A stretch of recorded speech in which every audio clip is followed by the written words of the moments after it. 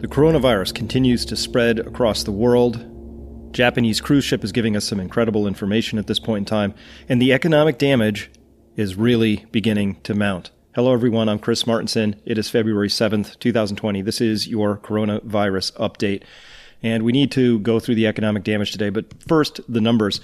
Very happy to have found, finally, a number of you did manage to send me the originator of that wonderful model, which has been tracking the cases so closely.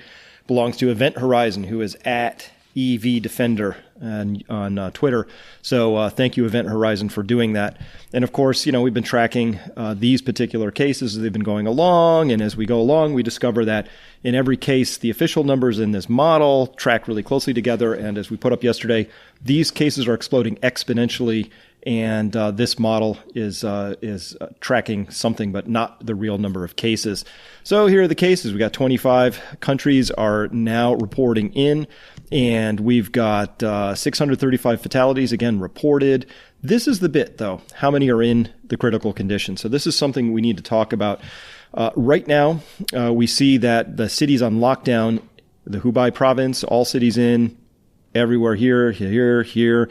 It's all over the place. This represents, probably 80, 90% of China's total economy. And most importantly, and most recently, Shenzhen, now on lockdown. This is really critical for the economic damage we're going to get into in just a bit. First, coronavirus case in North Korea. That's not a good sign, of course, especially given the state of medical care or lack thereof in North Korea. And it's these 41 new cases in Japan from the cruise ship. That right there is indicating that this is really an incredibly virulent virus. It's spread all over the place, and it's giving us some really strong indications that what we were worried about, which was how quickly it can spread, is being borne out in the cruise ship example. And that fits really, really well with all the other things we've seen with the mass hospital beds being set up everywhere. Those fit with the idea that there are people in power or in the government or in positions of authority who have seen into the data and have said, you know what, maybe we should put several thousand hospital beds in a gymnasium because that's what we're going to need to do. Spreading along, Singapore raises its outbreak alert level to the second highest level it can. They had 3 new people having cases. And notably, these were people who had not visited China and are not linked, I don't know what that means, to previous infections. So they must have got it somewhere else. Schools are now suspending external events. Hospitals are screening visitors. The Dorskan alert raised to orange. So not quite all the way to the top, but getting really close. And again, this is from February 7th. This is really actually important because now we're starting to see that community level outbreak. Previously diagnosed cases had not visited mainland China. So this eventuality of community spread of disease is now a reality. And this is starting to spread pretty rapidly. And of course, the thing I want to really focus on and have you remember is that this 3,161 serious, probably an underreport. This includes Wuhan. Hospital systems are not meant to take in thousands and thousands of new serious and hundreds of new critical patients. Very hard to treat them all. I don't trust any of these numbers except directionally.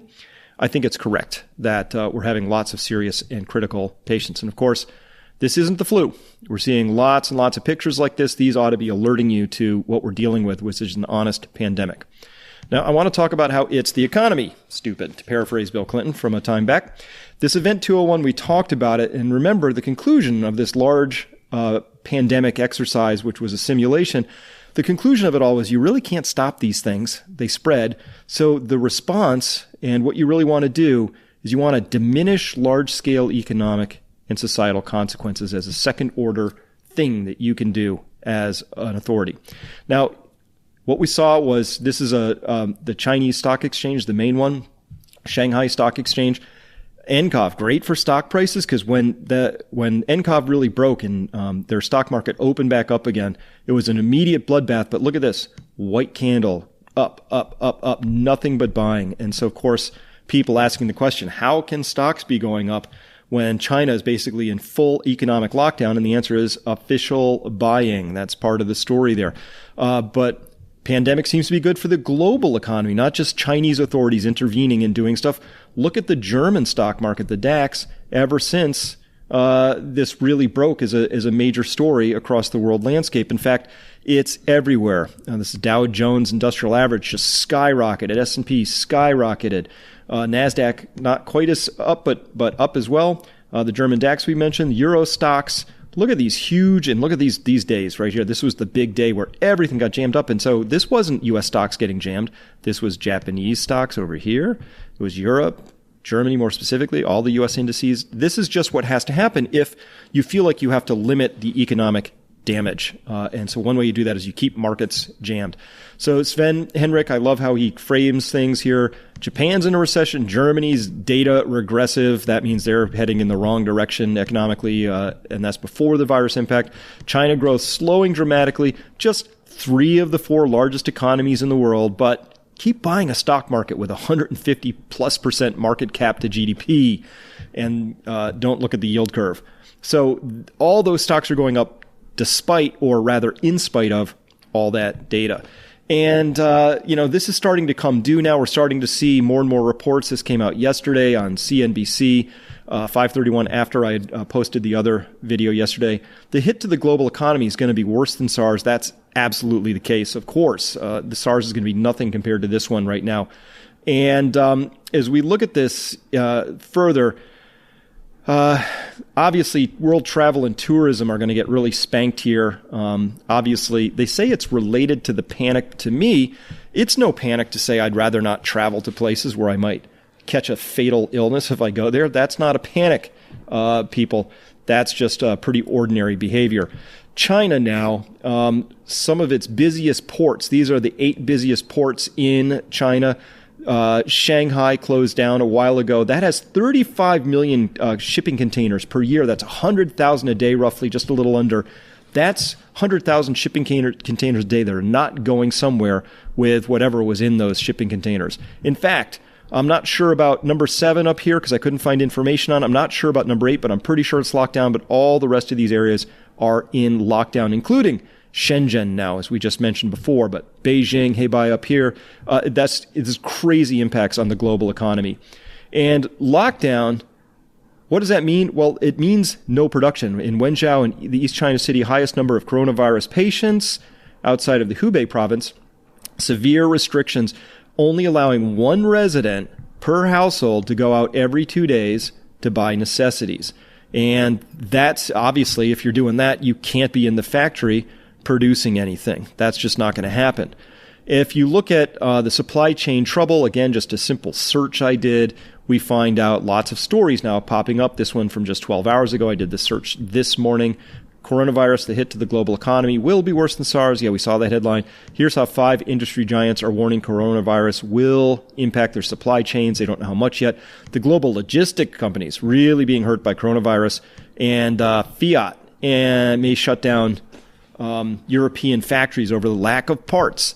Getting this from FreightWaves. This is a really nice article here. Came out back in earlier February, but it's starting to look through all the different ways and all the different logistics hubs and factories that are going to get shut down. And what we're looking here says the severe disruptions to air cargo shipments, overland transport, as well as heavy port congestion for vessels along the Yangtze River near Wuhan will lead to major delays in freight movement in the region. And rail connections that move from China to Europe are skipping Wuhan. So all sorts of impacts are now piling up, and we can't predict what all of them are going to be. We see Wuhan is completely under lockdown in there. Cargo can't leave as the transportation routes are being blocked. So nothing's getting in, nothing's getting out. None of the factories are operating, but Wuhan happens to be the automotive hub of China, dealing a blow to an already fragile auto market. The auto sector has a 48+% share of manufacturing in Wuhan and the surrounding cities.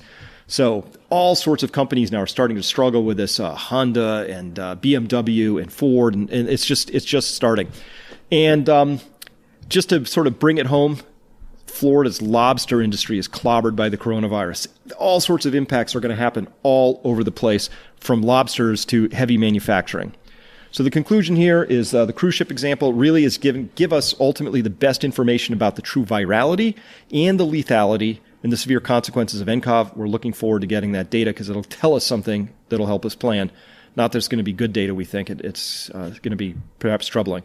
The global economy, of course, is going to take a huge hit. Stocks are being propped right now by central banks and authorities to try and pretend as if everything's okay. Things are not okay because the supply chain disruptions have already begun and are going to accelerate from here on out. So my advice here economically is everybody buckle up.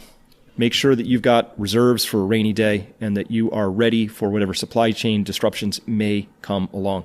Thank you for listening.